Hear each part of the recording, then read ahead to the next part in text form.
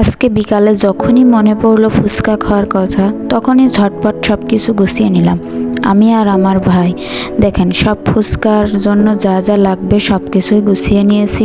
এখন ফুচকার লেচিগুলো ভেজে নিচ্ছি, তারপরে আস্তে আস্তে সব কিছু গুছিয়ে নেব। এখানে সব কিছুই আছে, ফুচকা ভাজা, আলু সেদ্ধ, ডিম সেদ্ধ, টক বানানো, আমার ভাই টক জলটা বানিয়ে এসছে। তারপরে আস্তে আস্তে ওই সব গুছিয়ে নেব। ওর হাতের একটা স্পেশাল ফুচকা, ও কাউকে আমাদের ফুচকা বানাতে দেয় না। আপনারা তো অনেক রকমের ফুচকাই বাড়িতে বানিয়ে খেয়েছেন, সব কিছু গুছানোর ঝামেলা।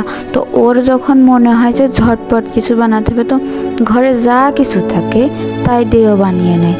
যেমন সব কিছু থাকাই লাগবে এমন কোনো কথা নেই, আমাদের ঘরে যেটা না থাকে আমরা সেটা বাদ দিয়ে চেষ্টা করি, কারণ সব সময় সবার তো আর সামর্থ্য থাকে না সব কিছু গুছিয়ে। এই দেখেন আমি আবার একটা ফুচকা নিয়ে আবার খাচ্ছি আর শো করছি।